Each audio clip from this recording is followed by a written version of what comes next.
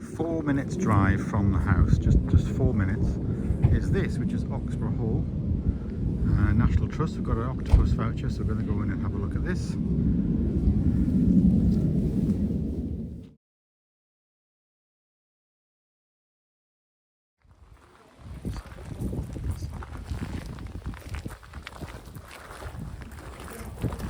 This is the information hut.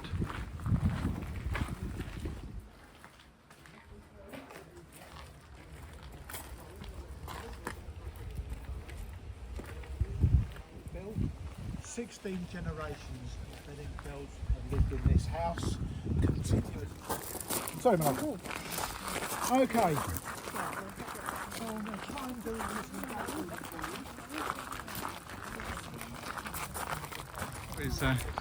It's got no water because it's been so dry. I wonder if it's just drained. But like, there's still some water there. Maybe for photographs that way. But it's supposed to be a high level moat around the house. Yeah.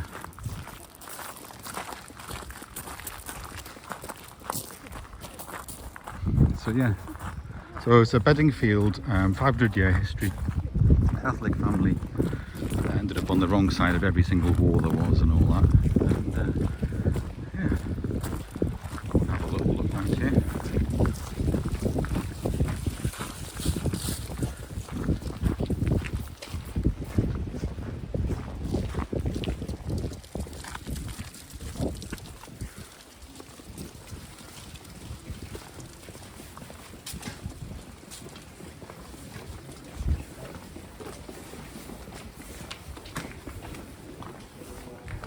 What is that? There's so many ways that people get involved in volunteering and collaborating with some gardens, communities.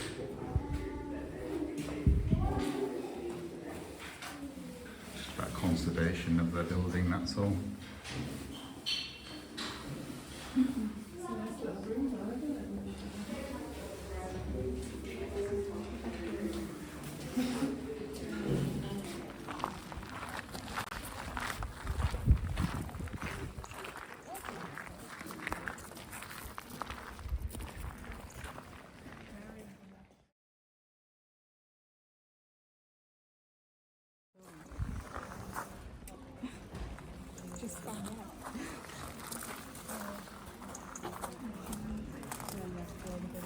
Oxburgh Hall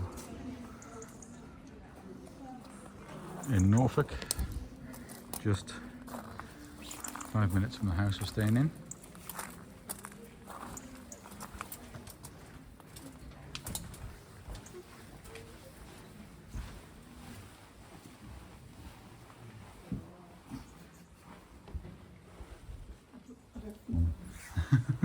Look at that wooden. Let's have a look.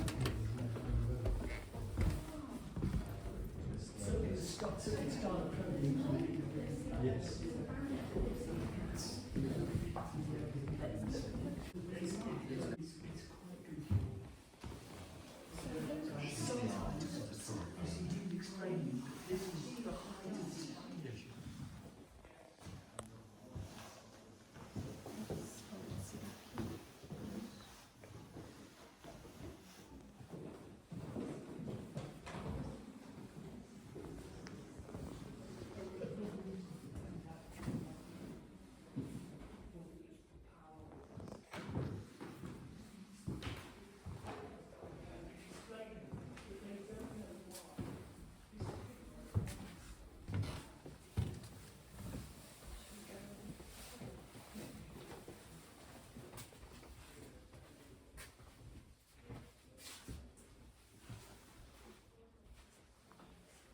So the family still live here in part of the court, like a section of it.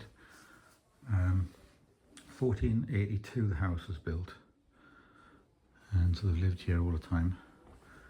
But they donated the house in 1953 to the National Trust.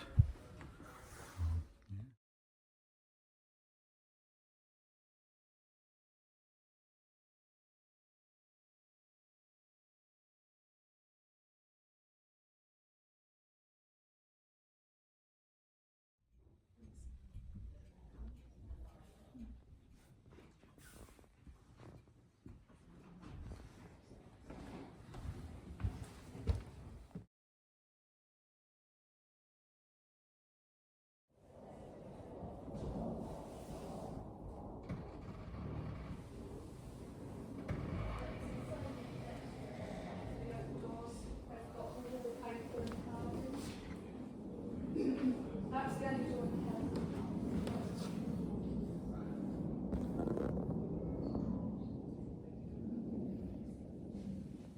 But we think there probably was another dining room over there as well. Probably it's the home room.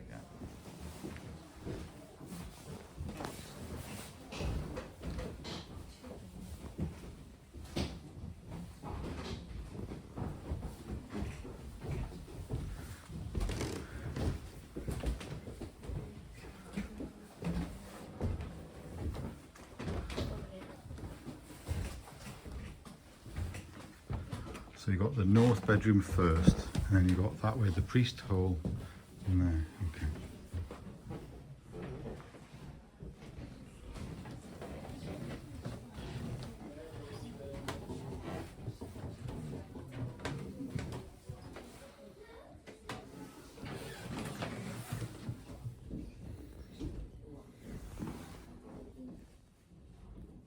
Holes down this end, it's actually attached to the ceiling. So Just- I think I wouldn't like sleeping otherwise.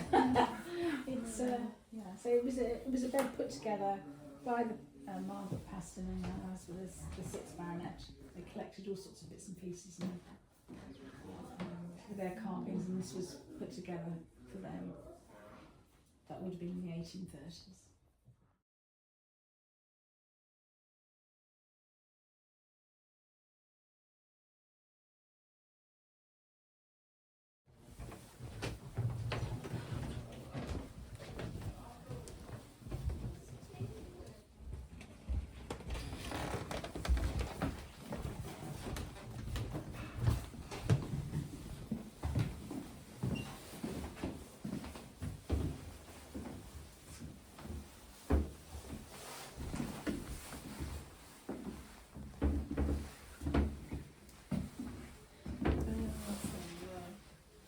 There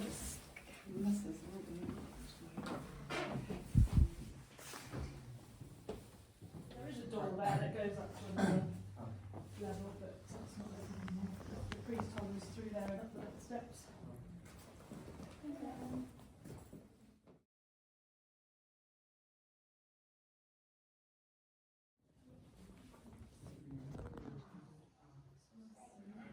Then you've got the priest hole through there, which you'll be able to go up and just have a little look down. So that's the priest hall.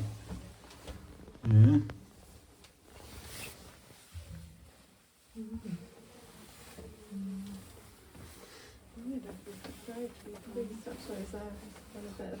Okay. Fruit cake, maybe?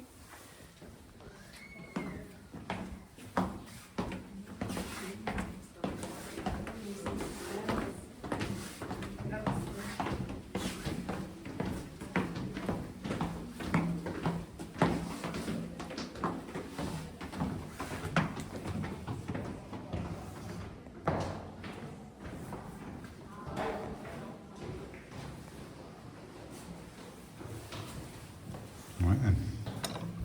We'll find the little chapel because it closes at 2. Right, so we've actually walked around that bit there. So what we've been in, if you guys, we've been in this section here. Yeah? But they still live in that section, so we haven't been in that bit. Yeah? So that's the bit we've been in. And that's the bit that they still run. Toilets. Yeah, I don't know. Oh, yeah, it's a bit, I think with the dry weather, that's what's happened. So yeah, the chapel closes at 2, and apparently the family who still live here and own, own half of it, they retained the ownership of the chapel. So we're going to go and have a look at that. So that's actually not belonging to the National Trust. There's the moat. So yeah, it should be full all the way around. Yeah, we'll come back to that in a second. So this is the little chapel.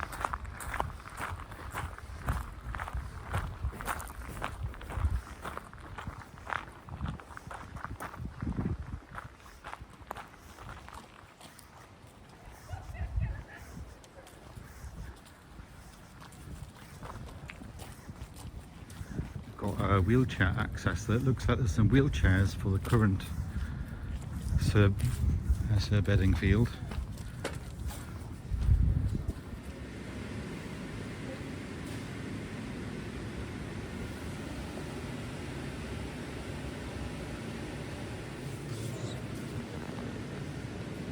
illustrations of the cross in colour.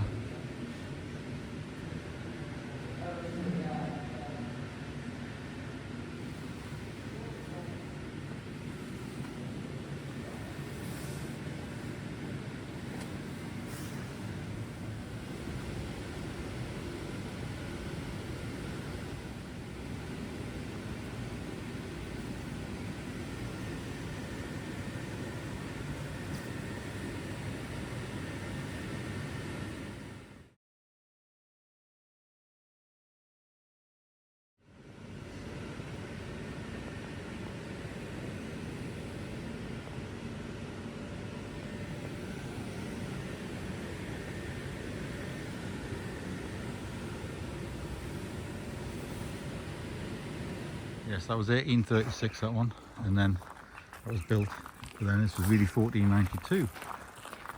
So it's all about like hiding the priests and all that, and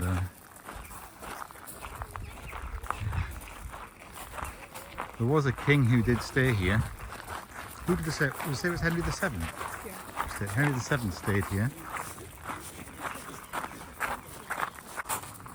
There are, I think, 3 or 4 more chimneys than there are fireplaces, but they had to carefully renovate them because one of the windows in 2016 fell out into the courtyard, so I had to carefully go around and look at all the windows, all the chimneys and all that, and very, very carefully. It's cost them £6 million to do a restoration because it was very dangerous when it fell.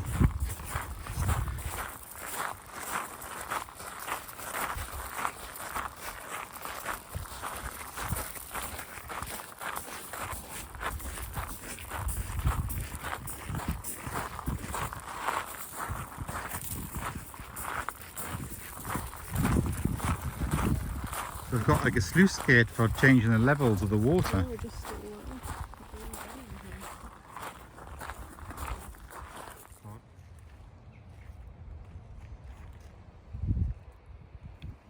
Oxburgh Hall. So yeah, there's a couple in the late sort of 80s who live there, still own the still live in the house, even though it's given to the National Trust, and they live on that side over there. But there are children and grandchildren, so they're going to take it over. But there must be a deal with the National Trust that they can still reside part of it. But yeah, so we only got to see really like half of it there. Yeah.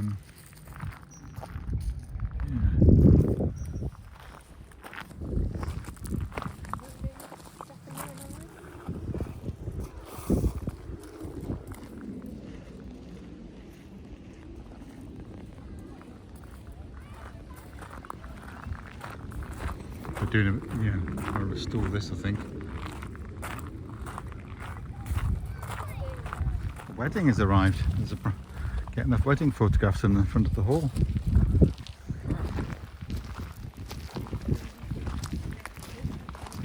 I think there's one of these windows that fell out onto the courtyard 2016, then they had to spend $6 million like replacing everything and restoring everything. Somebody up there about to open a window, look.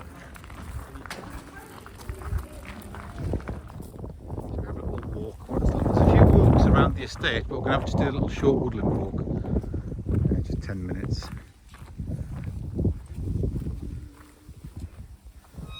For the purple route.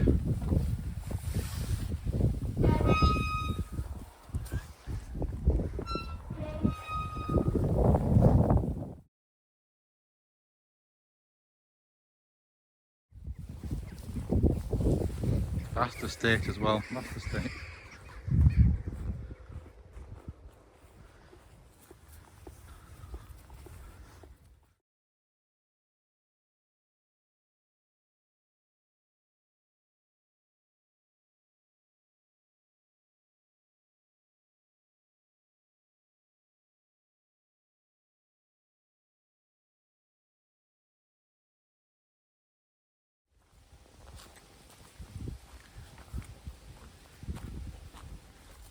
It's supposed to be a circular route, but it's not, because they're doing some maintenance to a bridge. We could just jump over it.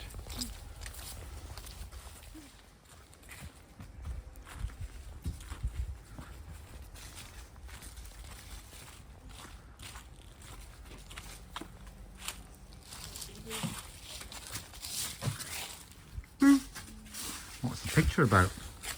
It's about the people who were in the picture. Sir Henry Paxton Bedingfield, 8th Baronet, and 2 unknown ladies. And what's this one? The summer house in My Lady's Wood. The wood was created by the 6th Baronet, Sir Henry Bedingfield, for a tranquil semi-formal landscape which named after his wife Margaret. It was a water and woodland garden with shrubs, trees and paths edged with box, like the parterre today. So a little summer house. Nod to neo-Gothic. Yeah.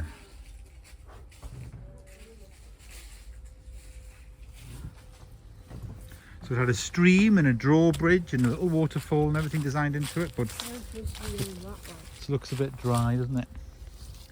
Looks a bit dry. Looks a bit dry. Who said?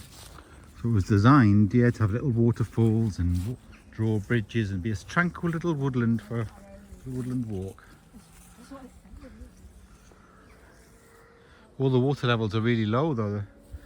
There's hardly anything in there, and the moat was empty, wasn't it? Dear me, because of the drought and everything. So this was be where we should go across here, but they're repairing this bridge, so we can't go any further. But you have to walk through this wetland area. There's loads of ponds and things there.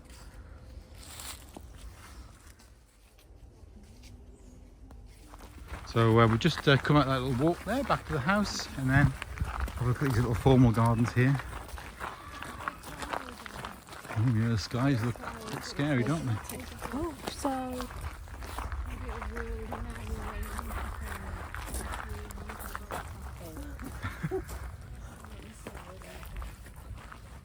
We've got the names of each type of apple here. That one is a Concio. Oh, we've all got in here. There's a lot on that one. yeah. Apple St Edmunds. Norfolk Royal. That one. Look at these. This is medlar fruits. Cannot be picked and eaten ripe. Must be first bletted, a process by which they are allowed to soften beyond ripe. The Romans are believed to have brought medlars to Britain, so that's what these are. Wow. So you've got to actually some pears here.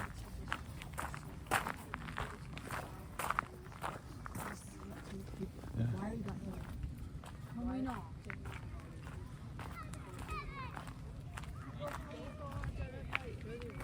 Well, yeah, okay. There's lots of flowers in here, sort of sheltered a lot, aren't they? Because you've got a wall on one side, a hedge on the other. Sheltered.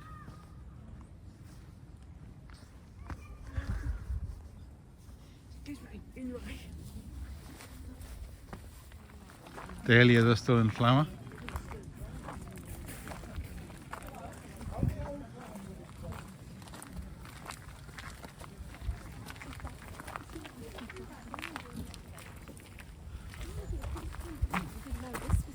Yeah, there's all this as well, yeah. Greenhouses. They've got all the pumpkins, and have to look at the pumpkins, yeah. Brussels sprouts, they've all gone. Yeah. Still a few raspberries in there.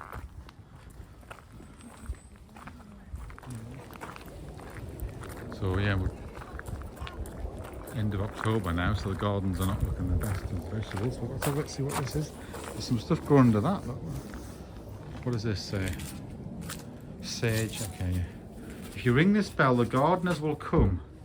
Should you ring in jest, then we hope you can rest. Is that what it says? We hope you can run. All right. Hope you can run.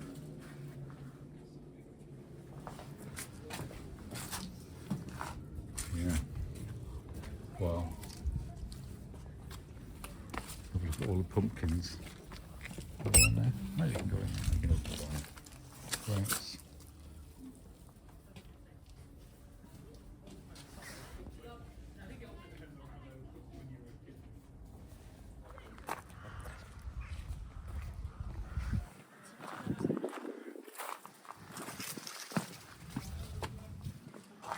We've put the geraniums in out the frost there, yeah.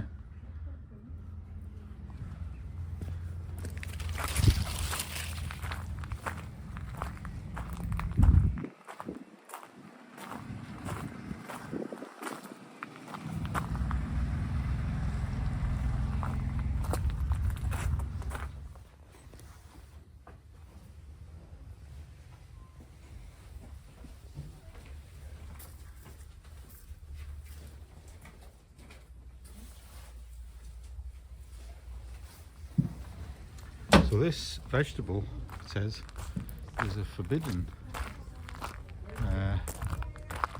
Judah vegetable, skirret. Hardy perennial root vegetable, dating back centuries, once the main root crop across Europe before potatoes were introduced. Grown for edible tuberous roots. They're slender, grey skinned, and taste somewhere between a carrot and a parsnip and a hint of pepper. Roots should be eaten before they become woody. They fell out of favour because the potatoes and the root vegetables like the parsnip and sweet are easy to prepare. So there we go.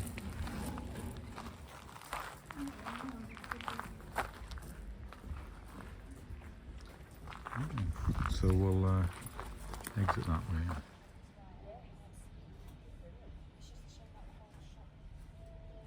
So right next to Oxburgh Hall, which we're just still parked at the same place, is this parish church in Bedingfield Chantry Chapel, 14th century Norfolk church with rare 16th century terracotta tombs. But of course it's a ruin, yeah. But one of the chapels is still operating as a chapel, but the rest of it's a ruin.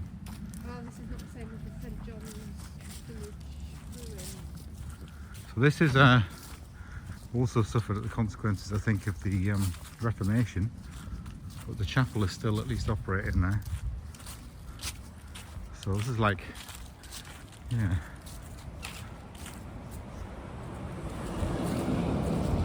So you would have come in once and that big door there into the church, look, but it's gone, all the roof's gone, it's all gone, that's just that bit there.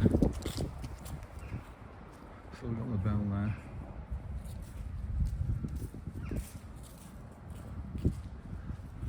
Century. Pick one of them up to see how big it is. Go on, show us how big one of them. What is that? What is it? Yeah. What is? Oh. This is the Bedingfield Chantry Chapel, East End, founded in 1496. 16th century terracotta screens and family monuments restored. So have a look. Alice found out how to open the door.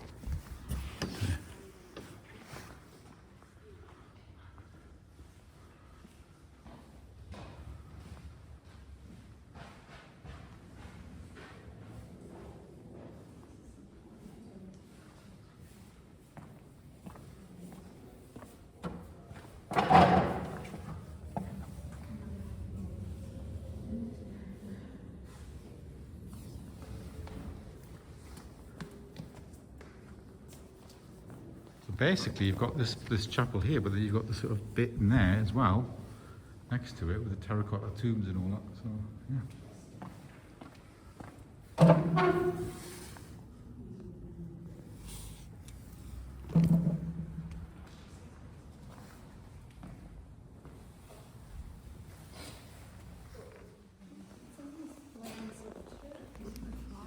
Yeah. So the rest of it's a ruin. They've just obviously kept this little bit here.